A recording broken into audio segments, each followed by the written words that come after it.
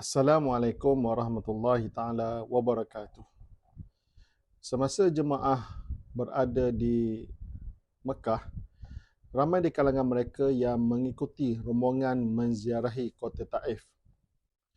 Apabila telah selesai menziarahi kota Taif, kebiasaannya kenderaan yang mereka naiki akan singgah ke satu mikot yang disebut sebagai mikot Qarnu Manazil atau As-Salul Kabir sebelum kembali ke Tanah Suci Mekah. Semasa berada di mikot tersebut, boleh kita bahagikan keadaan jemaah kepada 3 kelompok. Yang pertama, jemaah yang mahu melakukan umrah dan mereka akan berniat di mikot Qarnu Manazil tersebut. Jadi, perbuatan tersebut merupakan perbuatan yang betul kerana mereka mempunyai hasrat untuk melakukan umrah dan mereka berada di satu mikot yang telah ditetapkan oleh Rasulullah SAW untuk berniat di situ. Yang keduanya, jemaah yang mempunyai hasrat untuk melakukan umrah tetapi mereka ingin menangguhkan berniat daripada mikot Qarnu Manazil tersebut di mana mereka mahu masuk ke Tanah Suci Mekah terlebih dahulu, kemudian selepas sehari ataupun 2 hari mereka berkata mereka akan pergi berniat di tanah halal seperti di At-Tan'im, Jiranah ataupun Hudaybiyah. Persoalannya, adakah perbuatan tersebut betul ataupun salah?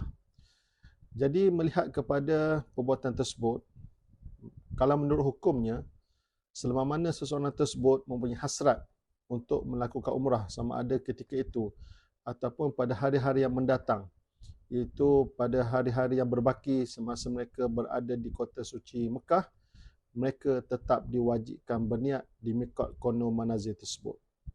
Jikalau mereka masuk juga ke Mekah tanpa berniat, sedangkan mereka mempunyai hasrat untuk melakukan umrah, mereka telah melakukan satu kesalahan, telah melanggar satu mikot yang telah ditetapkan oleh Rasulullah SAW.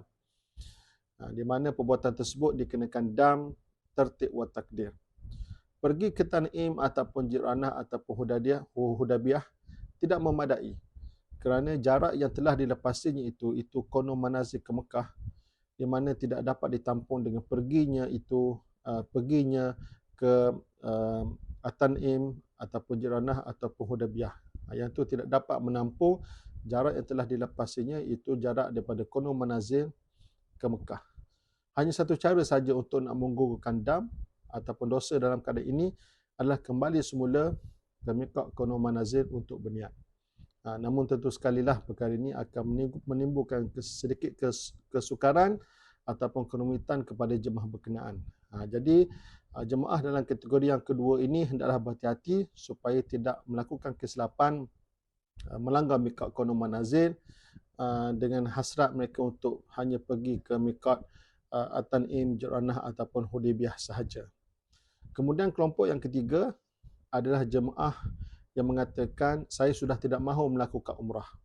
Umrah yang telah dilakukan sebelum ini, itu umrah mungkin sekali, 2 kali yang telah dilakukan sebelum itu, baginya sudah memadai, di mana saya masuk ke Mekah selepas menziarahi Taif ini adalah masuk untuk tanpa ada hasrat langsung untuk melakukan umrah. Dengan bahasa yang mudah, kita tutup buku, tutup hasrat. Maksudnya tak ada apa-apa untuk dilakukan. Balik daripada Taif ini, saya hanya nak menghabiskan sakit-baki hari di Mekah hanya untuk menunaikan solat fardu ataupun solat berjemaah, solat sunat, tawaf sunat, iktikaf, baca Quran, itu saja. Dan saya langsung tidak mempunyai hasrat untuk melakukan umrah. Jadi bagi kelompok yang ketiga ini, mereka boleh masuk ke Tanah Suci Mekah tanpa perlu berniat, tidak berdosa dan tidak dikenakan dam. Di mana mereka disunatkan saja apabila sampai ke Mekah melakukan tawaf kudum. Sekian, terima kasih.